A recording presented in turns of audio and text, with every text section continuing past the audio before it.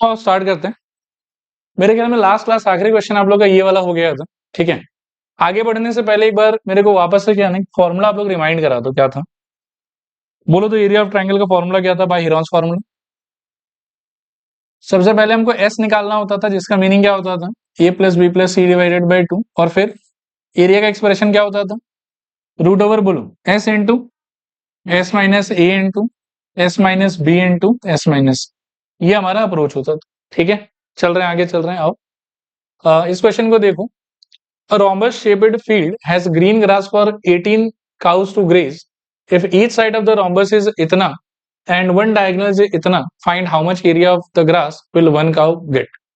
ये one cow gate थोड़ा बाद में निकालते हैं, पहले उस जो भी फील्ड का बात चल रहा है उस फील्ड का टोटल एरिया तो निकाल ही सकते हैं शायद। लिखो for total area of the field, for total area of the field. एक बार बोर्ड पर देखो और थोड़ा ध्यान से सोचना। फील्ड का जो शेप है वो कैसा है बताओ, बोलो जोर से बोलो। रोम्बस।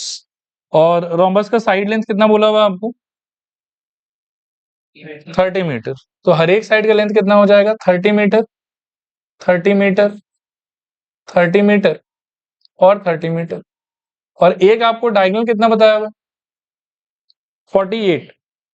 तो एक डायगोनल ड्रॉ कर देते हैं इसके अंदर में, मान लो कि ये वाला। ठीक है, तो ये वाला हो गया हमारे लिए 48 मीटर। अब आपको लगता है कि ऊपर वाला एक ट्राइंगल है जिसका तीनों साइड आपको पता है, और नीचे वाला भी वैसा का वैसा ही ट्राइंगल है जिसका तीनों साइड हमको पता है। तो एक ट्राइंगल का एरिया निकाल लेते हैं भाई हीरोन्स फॉर्मूला, और जो भी आंसर आएगा उसको किससे मल्टीप्लाई कर दोगे? 2 से।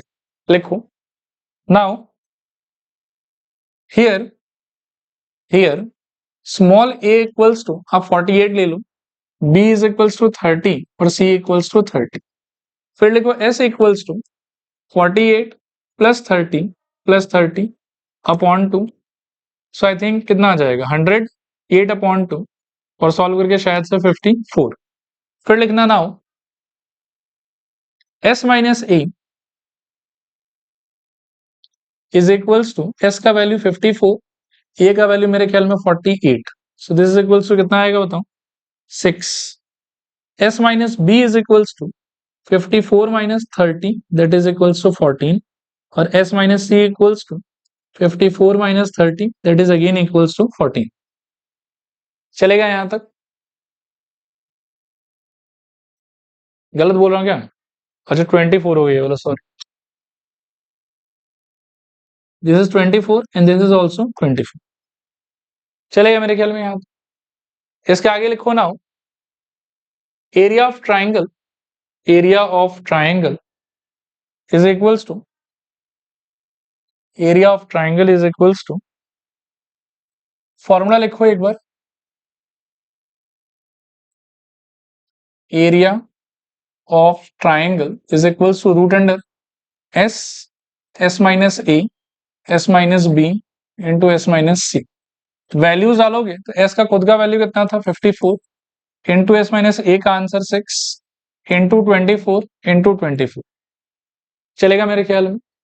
इस चीज को फर्दर सिंप्लीफाई करने का आइडिया हमने लास्ट क्लास डिस्कस किया था, तो ज्यादा यहाँ पर तोड़फोड़ नहीं करते हैं। एक बार आप देखो कि 24 इंटू 24 का मतलब क्या हो जाएगा? 24 का स्क्वायर। तो एक 24 तो डायरेक्टली यहाँ से बाहर जा सकता है, पहले उसको बाहर कर दो और बाकी नंबर्स को थोड़ा सा तोड़ो। तो 24 के स्क्वायर में से एक 24 बाहर गया। अच्छा, अंदर मैं क्या सोच रहा हूँ कि ये जो 54 है इसको मैं 9 इंटू 6 में अगर मैं ब्रेक कर लूँ तो मेरा फायदा ही फायदा है। अब यहाँ देखो 9 इंटू 6 और एक 6 पहले से है, तो ये 6 इंटू 6 हो गया 6 का स्क्वायर। और 9 क्या चीज का स्क्वायर होता है बताओ? तो 9 के बदले, एक तो ये 24 है ही, 9 के बदले 3 और 6 के स्क्वायर में से एक 6। तो कुल मिला के 24 इंटू 3 का आंसर 72 और इंटू 6, और ये कितना आ जाएगा बताओ?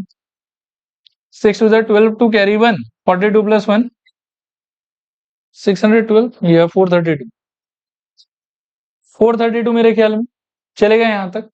और ये एरिया है तो यूनिट क्या हो जाएगा इसका? Metre square. 432 metre square. चलेगा यहां तक पूरा? आगे लिखो now, area of the field area of the field, ये बस एक ट्राइंगल का एरिया है, हाँ, अब हमको पूरा फील्ड का एरिया चाहिए, is equals to area of the field is equals to 432 into 2, area of field is equals to 432 into 2, तो ये कितना आ जाएगा बताओ, 864 मीटर्स, 864 मीटर स्क्वायर चलेगा।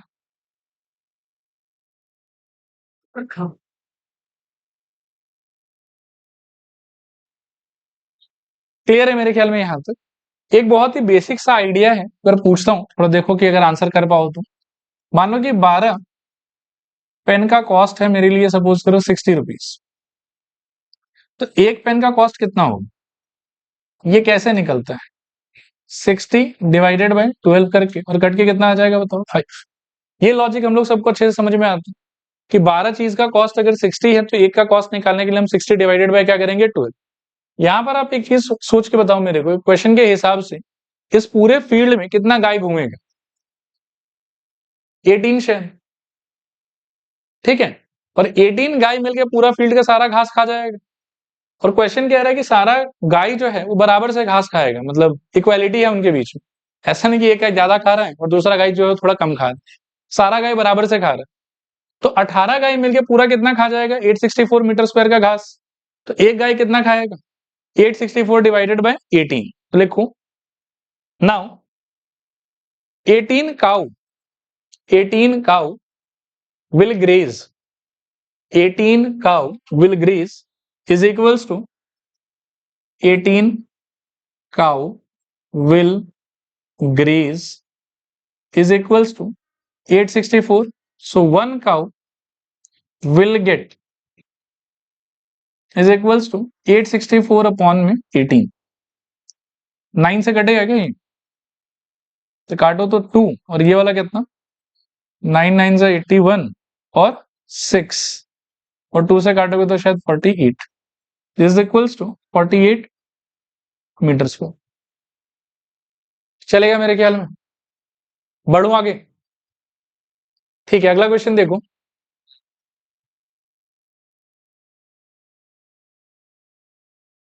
देखो नेक्स्ट क्वेश्चन देखो,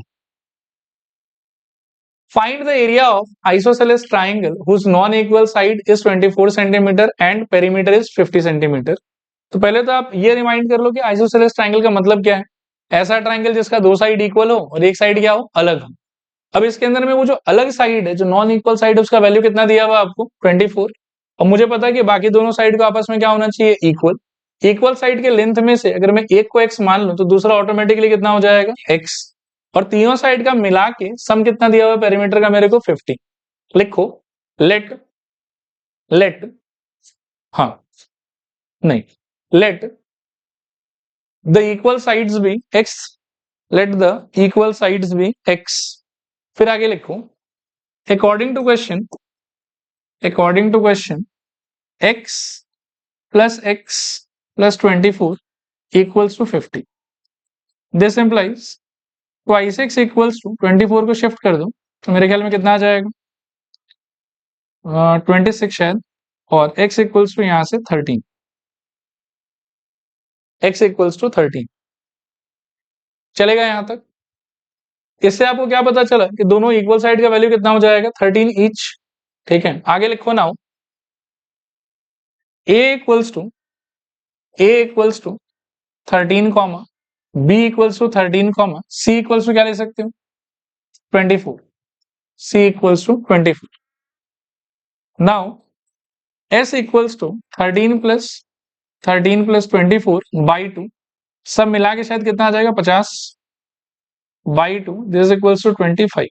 now s minus a equals to 25 minus 13, this is equals to 12, s minus b equals to 25 minus 13 again 12, और s minus c is equals to 25 minus 24, this equals to 1। आगे लिखना now area of triangle is equals to root under s, s minus a, s minus b, s minus c, this is equals to s का खुद का value 25, s minus a का answer 12, s minus b का answer 12 into 1। इस बार सारा number ही मुझे लग रहा है कि बहुत अच्छा है। 12 इंटू 12 को क्या सोच सकते हो मन में, 12 का स्क्वायर, बाहर आके एक 12, 25 क्या चीज का स्क्वायर होगा, 5 का, और 1 तो छोड़ दो, तो 12 इंटू 5 का आंसर 60, और यूनिट क्या था आपका, सेंटीमीटर, इसका यूनिट हो जाएगा सेंटीमीटर स्क्वायर। और इस बार आपको ट्राइंगल का एरिया ही फाइंड करना था बस, शायद नहीं, find the area of the isosceles triangle, तो यहीं पर आपका आंसर खत्म। चलें आगे, अगला क्वेश्चन देखो, the sides of a triangle are in the ratio 3:4:5 and its perimeter is इतना, find the area of the triangle. ठीक है, कोई भी दो चीज का रेशियो अगर अपने को दिया हुआ रहे तो उनके वैल्यूज को हम कैसे एज्यूम करते थे। मान लो कि राम और श्याम का एज का रेशियो है 2:3, तो क्या मानते थे, मतलब 2:3 उस टाइप से लिखो, let the sides be, let the sides be 3x, 4x, 5x। According to question perimeter का मतलब क्या हो जाएगा इन सारे का सम, तो लिखो according to question 3x plus 4x plus 5x equals to 144। This implies मिला कितना आएगा 12x इक्वल्स टू 144, और सॉल्व करके x equals to 12, x equals to 12। चलेगा यहां तक, आगे लिखो now a equals to 3 into 12 equals to 36, b equals to 4 into 12 is equals to 48, and c is equals to 5 into 12 is equals to 60। a equals to 3 into 12 36, b equals to 4 into 12 48, c equals to 5 into 12 60। आगे लिखो now s equals to a plus b plus c by 2, values एक बार देख लो, 36 plus 48 plus 60 by 2, सारा मिला के 144 by 2, solve करने पे 72। आगे लिखना now s minus a equals to 72 minus a का वैल्यू मेरे ख्याल में कितना 36, तो सॉल्व करके 36। s minus b is equals to 72 minus 48, और शायद से ये आएगा 24। s minus c equals to 72 minus 60, this is equals to 2। चलेगा यहां तक, इसका आगे लिखो नाउ एरिया ऑफ ट्राइंगल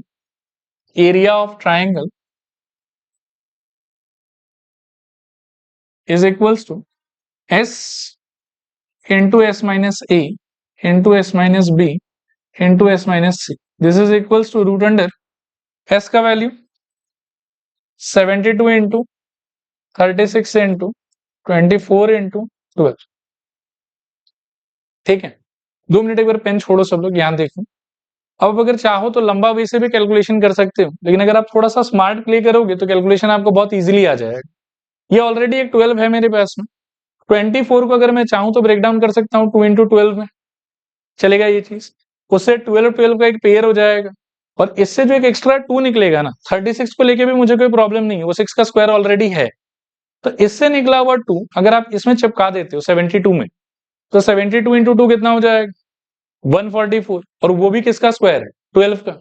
आया बात समझ, तो हमको करना क्या चाहिए कि 24 को पहले ब्रेक डाउन करना चाहिए 12 इंटू 2 में, और फिर वो 2 इसमें चिपका के कैलकुलेशन एक बार में हो जाए।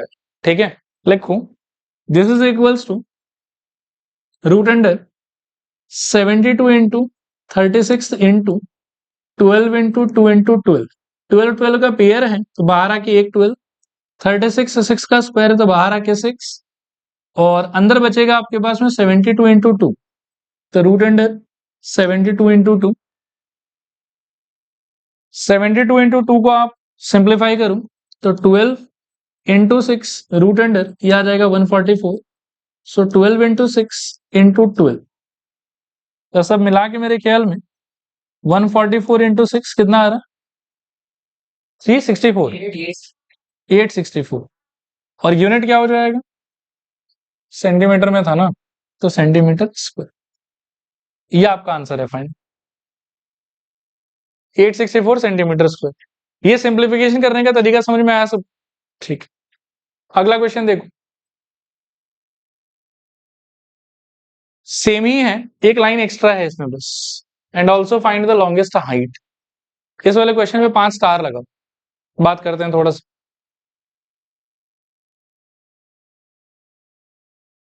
चलो सब लोग देखो, एक पहले आइडिया है उस पर थोड़ा बात करते हैं, घूम के फिर क्वेश्चन पे आएंगे। मान लो कि एक ट्राइंगल मैंने ऐसे ड्रॉ किया और सपोज करो कि इसके साइड्स को नाम दिया ए, बी और सी। हम पहले ये गेस करो आप कि इस ट्राइंगल में टोटल नंबर ऑफ हाइट आप कितना ड्रॉ कर सकते, एक कि तीन? मेरे को लगता है तीन। तीन वर्टेक्स है और तीनों वर्टेक्स से एक एक हाइट बनाया जा सकता है, ठीक है। वो तीनों हाइट में मैं एक बार ड्रॉ करना चाहूंगा आपके लिए। सपोज करो कि यहां से आने वाला हाइट कुछ इस टाइप का होगा, यहां से आने वाला हाइट कुछ इस टाइप का होगा, और यहां से आने वाला हाइट जो है वो कुछ इस टाइप का होगा। ऐसा सिचुएशन हो, मानो कि इस वाले को मैं कहता हूं H1, इस वाले को बी वाले को मैं कहता हूं H2, और सी पे आने वाले को मैं कह देता हूं H3। ये चलेगा यहाँ पे, ये भी 90 डिग्री पे आएगा, ये भी 90 डिग्री पे आएगा, और ये भी 90 डिग्री पे आएगा, चलेगा मेरे ख्याल में। पहले तो क्या है कि जो एरिया ऑफ ट्राइंगल का फॉर्मूला था हमारा, half into base into height, उसको कैसे अप्लाई किया जाता है उस चीज को भी मैं आपको रिकॉल करा देता हूँ। फॉर्मूला एक बार फिर से बताओ, एरिया ऑफ ट्राइंगल का half into base into height. तो इसमें ये तीन हाइट का पर्पस ये होता है, देखो कि अगर आप ए वाले पार्ट को बेस मानते हो ना, तो हाफ इंटू बेस ये हो गया, और हाइट आपको उस सिचुएशन में आपको H1 लेना पड़ेगा। जो ए पे आके फॉल कर रहा है ना, जो वाला हाइट, वो इसका हाइट हो जाएगा। सपोज करो कि आप ए को बेस नहीं मानते, बी को बेस मानते, उस केस में आपका फॉर्मूला क्या हो जाएगा बताओ, हाफ इंटू बी इंटू, और बी पे आने वाले हाइट का नाम क्या है, H2, तो यहाँ H2 हो जाएगा। अगर आप सी को बेस मानते हो तो हाफ इंटू बेस की जगह पे सी, और सी पे आने वाला हाइट कौन है, H3, तो यहाँ आ जाएगा H3, चलेगा। तो एरिया अगर आप चाहो तो इससे निकाल सकते हो, चाहो तो इससे निकाल सकते हो, और चाहो तो इससे निकाल सकते हो। अब इसमें भी एक प्रॉपर्टी है, प्रॉपर्टी क्या है देखो, कि अगर लेंथ के हिसाब से, लेंथ के हिसाब से ए सपोज करो कि सबसे बड़ा है, नेक्स्ट मान लो कि बी है, और नेक्स्ट मान लो कि सी है, तो हाइट के बीच में एक प्रॉपर्टी ये एग्जिस्ट करता है, सबसे बड़ा साइड होगा ना, उसका करस्पॉन्डिंग जो हाइट होगा वो सबसे छोटा होगा, यानी कि H1 will be lesser than H2 will be lesser than H3। ये लॉजिक आपको समझना पड़ेगा। एक ट्राइंगल के अंदर में टोटल नंबर ऑफ हाइट कितना डिजाइन कर सकते हैं हम लोग बताओ, तीन, ठीक है ना, H1 H2 H3। फिर तीन साइड भी होगा हमारे पास में। अगर तीनों साइड का लेंथ आपस में इक्वल है, तो मतलब ए का वैल्यू, बी का वैल्यू, सी का वैल्यू इक्वल है, उस केस में उस ट्राइंगल में यू विल सी कि H1 का वैल्यू, H2 का वैल्यू और H3 का वैल्यू भी आपस में इक्वल। लेकिन अगर ए बी सी और मतलब ए बी और सी का ऐसा हालत है कि ए सबसे लंबा साइड है, बी उससे थोड़ा छोटा है, और सी सबसे छोटा है, तो उस केस में ए वाले साइड पे जो हाइट आके फॉल करेगा ना, साइज के हिसाब से वो सबसे छोटा हो, मतलब सबसे लंबे बेस का हाइट सबसे छोटा, और सबसे छोटे बेस का हाइट सबसे लंबा। रिपीट करो मेरे साथ, बोलो सबसे, नहीं नहीं आप आगे मत बोलो, मेरे साथ बोलो, बोलो सबसे बड़े साइड का हाइट सबसे छोटा, और सबसे छोटे साइड का हाइट सबसे बड़ा।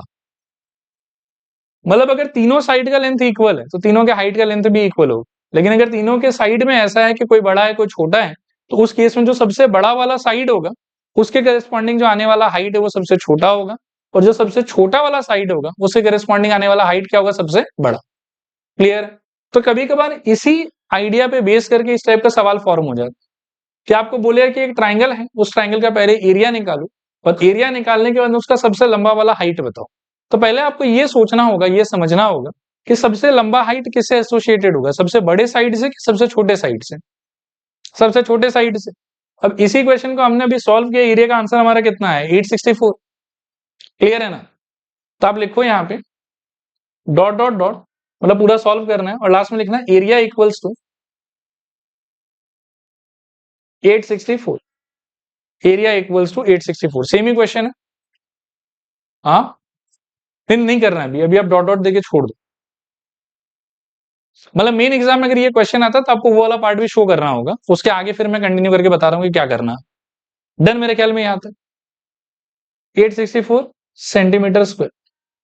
ठीक है, अब बोर्ड पर देखो एक बार, किसी भी ट्राइंगल का एरिया जो है उसके अंदर में जो आने वाला जो रीजन है वो चाहे आप इससे निकालो, चाहे आप इससे निकालो, चाहे आप इससे निकालो, और चाहे आप हीरोन्स फॉर्मूला से निकालो, एरिया हर बार चेंज होता रहेगा कि सेम रहेगा?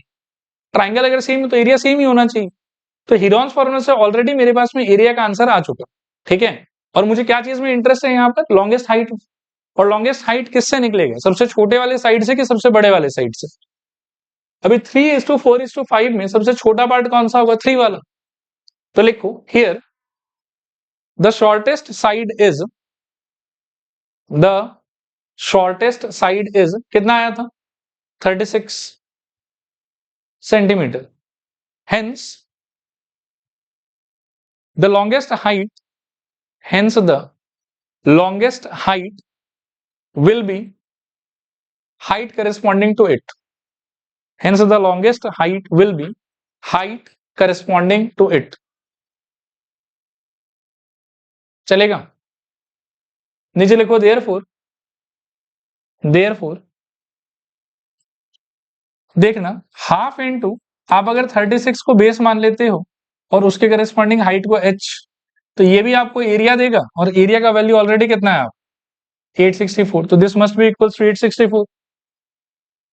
और यहां से सॉल्व करो, ये काटोगे तो शायद 18 हो जाएगा, और h इक्वल्स टू 864/18। ये पूरा कटेगा कि नहीं कटेगा? एक बार देखो तो, पूरा कट रहा है क्या? 9 से काट लो फिर सीधा, तो ये 2 और ये वाला शायद से 9 और 6, 48 ही आ रहा है ना। So h equals to 48 centimetre. h equals to 48 centimetre. देखो ये आइडिया क्लियर हुआ कि नहीं क्लियर? मैं थोड़ा सा चेंज कर रहा हूँ इस क्वेश्चन के अंदर में, और अगर आपको आइडिया क्लियर है तो आप मेरे को बताओ कि आप कैसे प्रोसीड करोगे नए वाले क्वेश्चन के। लॉन्गेस्ट की जगह मैं आपसे शॉर्टेस्ट हाइट भी पूछ सकता था, उसके लिए आप क्या करते? शॉर्टेस्ट हाइट का पहले आपको आइडिया क्लियर होना चाहिए कि शॉर्टेस्ट हाइट किससे मिलेगा? आपको लॉन्गेस्ट साइड से मिलेगा। और लॉन्गेस्ट साइड इन तीनों में कौन होगा? 5 वाला। और 5 वाला का साइड का वैल्यू कितना आया था अपना? 60। तो अगर आपको शॉर्टेस्ट वाला हाइट चाहिए होगा तो आप लगाओगे half into 60 into h is equals to 864, और वहां से सॉल्व करके जो आएगा वो ऑटोमेटिकली आपको कौन सा हाइट हो जाएगा? शॉर्टेस्ट। फिर से रिपीट करूं कि हो जाएगा? ओके, इसको देखो अगला question.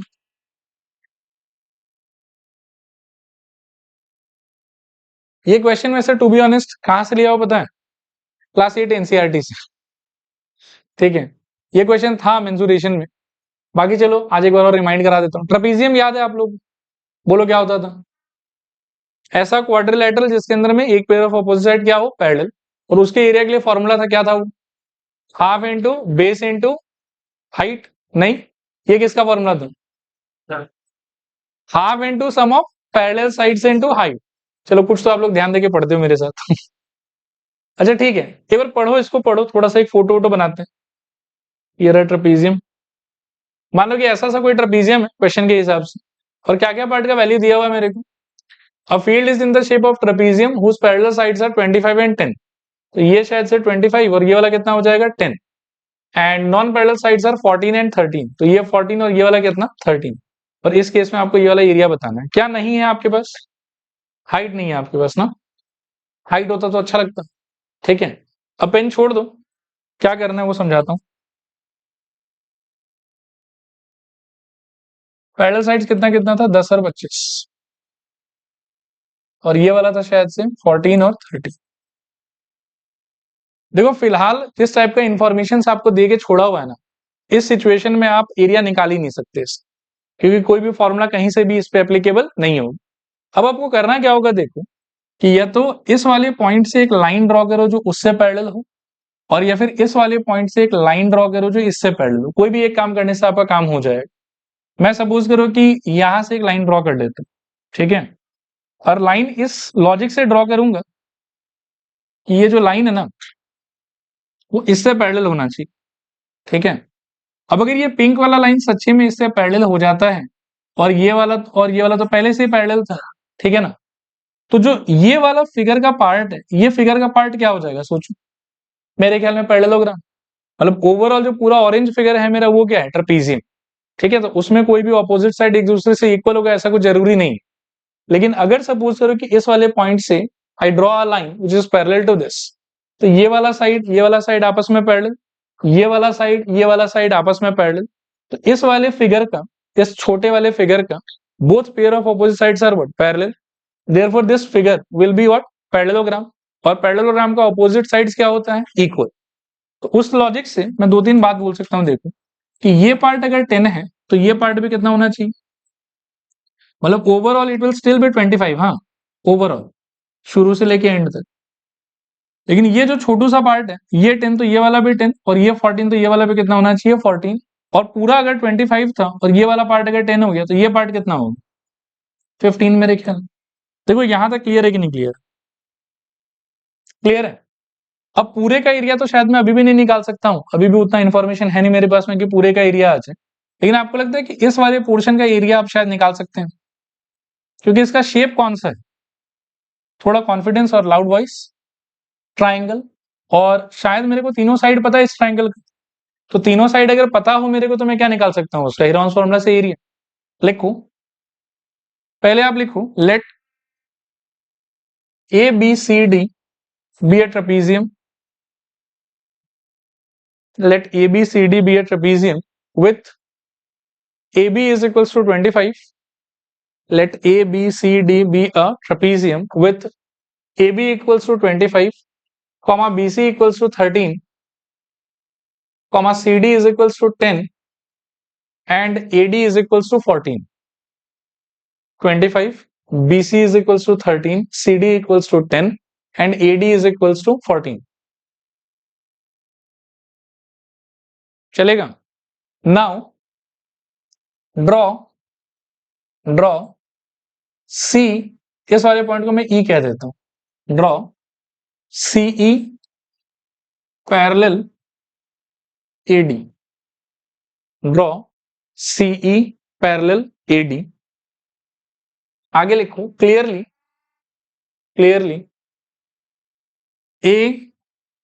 AECD is a parallelogram,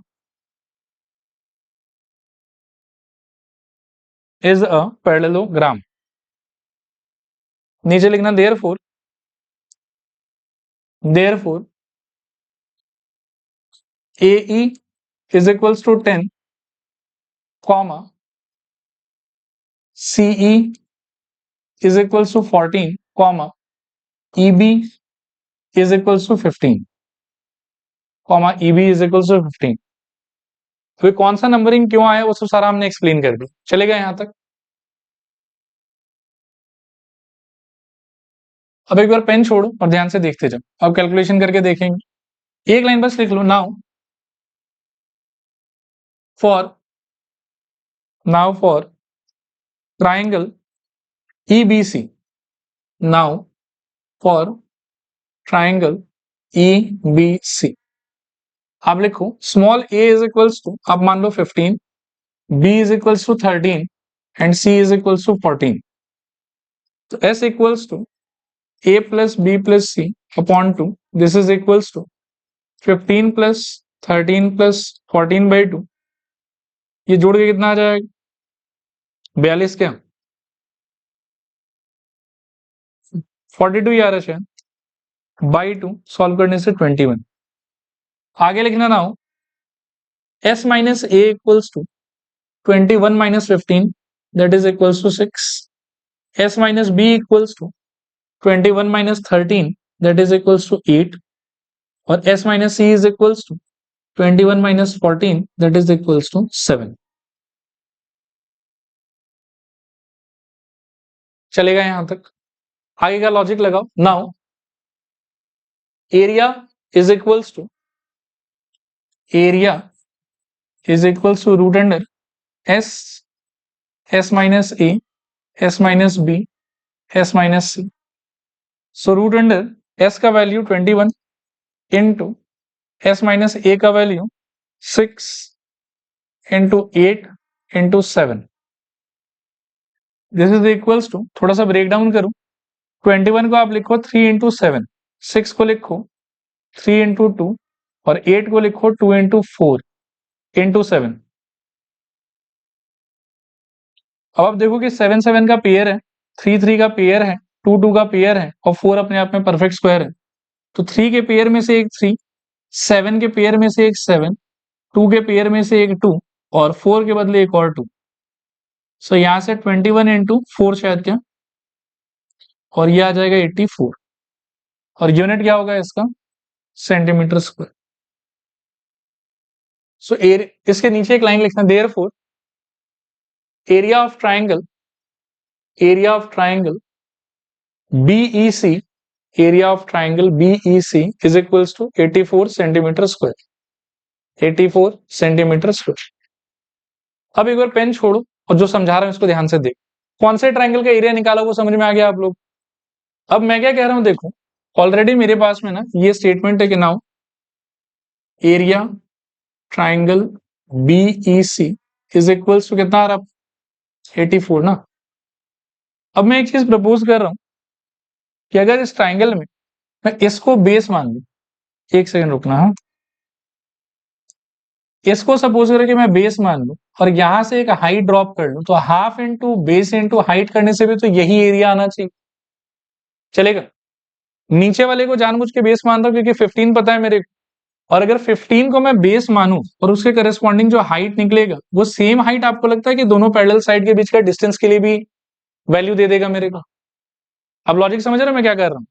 मैं हो सकता था कि ऐसा भी कर सकता था कि इसको बेस मानता और यहां से हाइट ड्रॉप करता, कर तो सकता ही था, लेकिन ये वाला जो हाइट आता ना ये मेरे कोई काम का वैल्यू नहीं होता, क्योंकि ये दोनों पैरेलल साइड के बीच का डिस्टेंस रिप्रेजेंट नहीं करना। हमारा तो अल्टीमेट एम क्या है, ट्रेपेजियम एबीसीडी का एरिया निकालना, और उसके लिए मेरे पास में कौन सा इंफॉर्मेशन मिसिंग है, दोनों पैरेलल साइड के बीच का डिस्टेंस। तो अभी मैंने क्या करा कि इस ट्राइंगल का एरिया निकाला बाय हीरोन्स फार्मूला। अब मैं जानबूझ के इस ट्राइंगल के एरिया का एक और फॉर्मूला लिखूंगा जिसमें I will take this part to be my base and this part to be my height. उससे मेरे को ये हाइट का वैल्यू मिल जाएगा, और ये वाला हाइट का वैल्यू ही जो है वो इन दोनों पैरेलल साइड्स के बीच का क्या बनेगा बताओ, डिस्टेंस। और वहां से again at the last I will apply the formula की half into sum of parallel sides into distance between them या हाइट बिटवीन देम। देखो क्लियर है कि नहीं क्लियर, चलेगा। अब 2 मिनट रुकना और ध्यान से देखते जाना। अपने फोटो में चाहो तो ये परिवर्तन कर लो आप, एक यहां से परपेंडिकुलर ड्रॉप कर दो ऐसे, और इस पॉइंट को आप कुछ नाम दे दो F, और ऐसे लिखेंगे अगले स्टेप में, this implies half into BE into CF equals to 84। So half into b कितना था हम लोग के लिए 15 इंटू CF तो हम ढूंढ रहे हैं equals to 84। This implies CF is equals to 84 into 2 upon 15, थोड़ा कटेगा कि शायद ये 3 से कितना आ जाएगा बताओ, 28, और ये वाला 5, 4 की 8, 3 2 जा 6 और फिर 24 तो 8 और 5, ठीक है मेरे ख्याल में। और 28 इंटू 2 कितना हो जाएगा 56 बाई 5। ये आ गया आपका CF, और CF ही क्या है आपके लिए, distance between the parallel sides. तो आगे लिखो now area of trapezium is equals to half into sum of parallel sides में क्या लिखोगे बताओ, 10 प्लस 25, और उनके बीच के डिस्टेंस के जगह पर आप CF का वैल्यू लिख सकते हो, that is 56 by 5। This is equals to half into इन दोनों का मिला के 35 इंटू 56 अपॉन 5, काटोगे तो 5 और 35 7, और 2 और 56 मेरे ख्याल में 28, और इनको इंटू करने पे कितना आ जाएगा 140 और 56, 196 आएगा क्या शायद, 196 सेंटीमीटर स्क्वायर।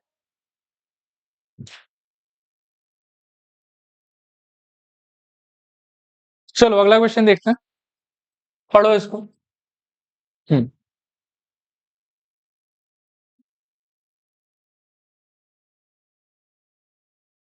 अच्छा देखो अगला क्वेश्चन देखो,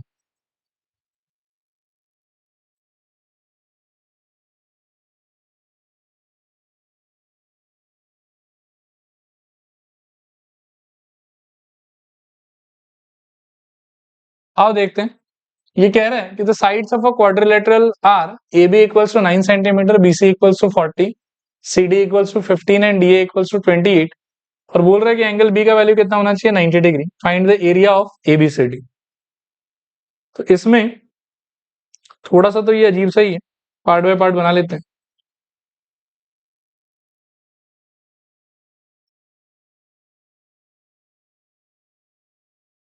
इस टाइप का कुछ एक फिगर रहेगा जिसमें एंगल बी का वैल्यू आपको 90 डिग्री दिया हो, तो ये पॉइंट ऑब्वियसली क्या होगा आपके लिए, बी चलेगा। फिर ए बी 9 है और बी सी कितना है, 40 है। तो मेरे ख्याल में यहाँ ए ले लो आप, यहाँ सी ले लो, और यहाँ पर आप क्या ले लो, डी ले लो। अब इंफॉर्मेशन फिल कर दो। तो ए बी आपको 9 दिया हुआ, बी सी आपको दिया हुआ 40, सी डी आपको दिया हुआ 15, और डी ए आपको कितना दिया हुआ 28। देखो ऐसा सा कुछ फिगर बन जाएगा। डायरेक्टली ये स्टैंडर्ड फिगर है क्या कि सीधा कोई फॉर्मूला वगैरह लगा दे काम खत्म, नहीं। यहाँ वैसे हाँ थोड़ा सा मैंने गलती कर दी है। आप एक बात समझो कि ये जो है ना, जरूरी नहीं है कि ऐसा ही हो। मतलब हमको बोला हुआ नहीं कि पैरेलल होगा बोल के।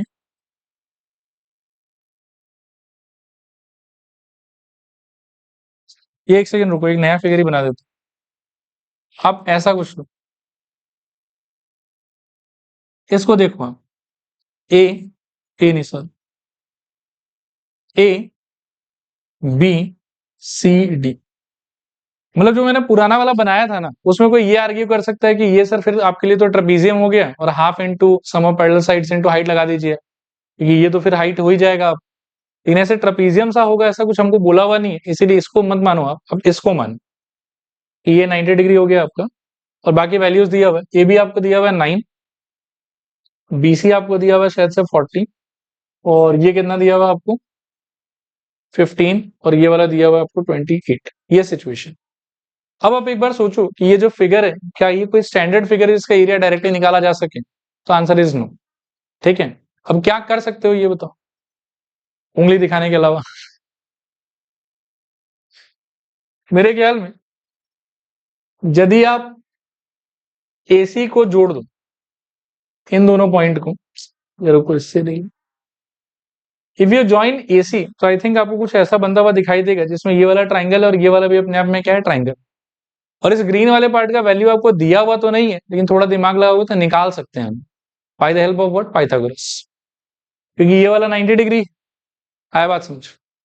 पहले ये बना लो, आगे फिर मैं सोल्यूशन बताता हूँ क्या होना चाहिए।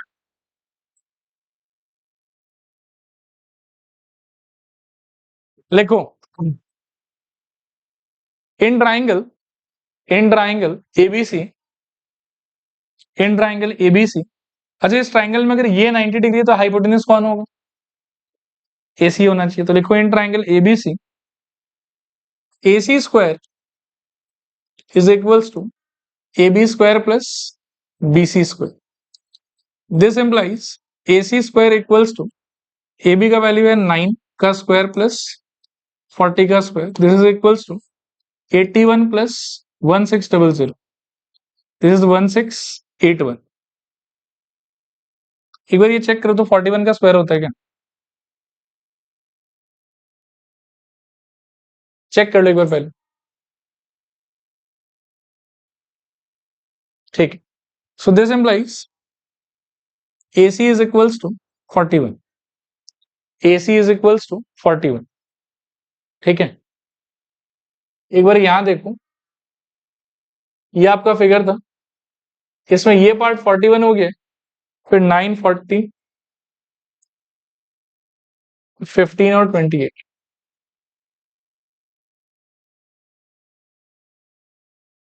ये फिगर है आपका, और ये एंगल इसमें 90 डिग्री दिया हुआ। अब देखो, ज्यादा ईमानदारी अगर हमको दिखाना हो तो हम इस ट्राइंगल को भी हिरॉन्स फार्मूला से कैलकुलेट करेंगे, और इस ट्राइंगल को भी हिरॉन्स फार्मूला से कैलकुलेट करेंगे, और फिर बहुत टाइम लगेगा। बाकी थोड़ा बेईमानी अगर करना चाहें हम, तो नीचे वाले ट्राइंगल को मेरे ख्याल में हम half into base into height के आइडिया से भी निकाल सकते हैं, क्योंकि ये राइट एंगल ट्राइंगल है। तो अगर मैं इसको बेस मानू तो ऑटोमेटिकली ये क्या हो जाएगा मेरे लिए, हाइट। और ऊपर वाले ट्राइंगल के एरिया को हम हिरॉन्स फार्मूला से निकाल लेंगे।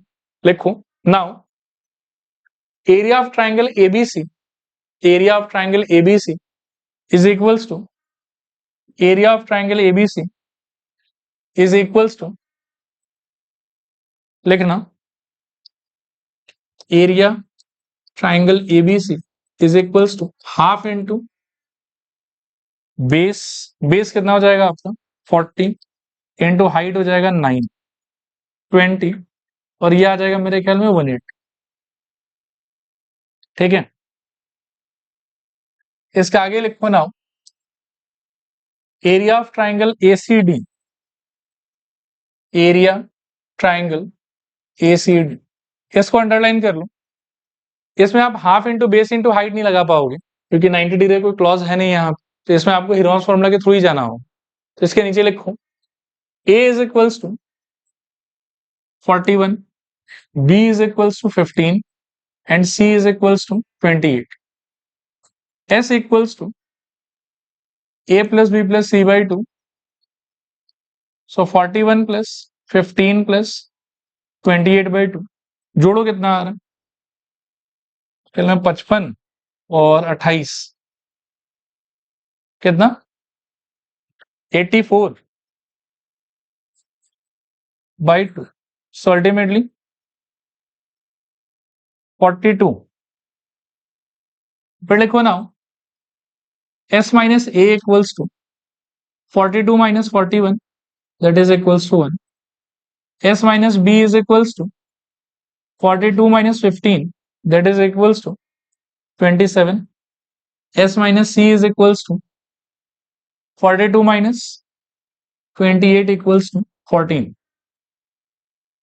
नीचे लिखना कि area is equals to root under s, s minus a, s minus b, s minus c, root under s के जगह पर मेरे ख्याल में 42, s माइनस a के जगह पर 1, s माइनस b के जगह पर 27 और इसके जगह पर शायद से 14।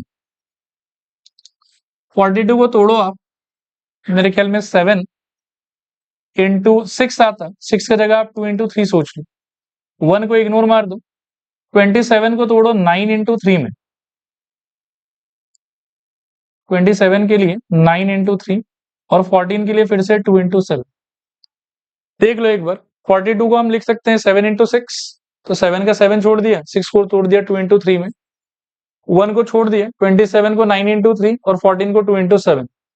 अब पेयर्स बनाओ, तो 7 का एक पेयर, 2 का एक पेयर, 3 का एक पेयर और 9 परफेक्ट स्क्वायर है, तो 7 इंटू 2 इंटू 3 इंटू 3, सो 14 इंटू मेरे ख्याल में 9, जो कि कितना हो जाएगा 126, और यूनिट इसका भी क्या होगा सेंटीमीटर स्क्वायर।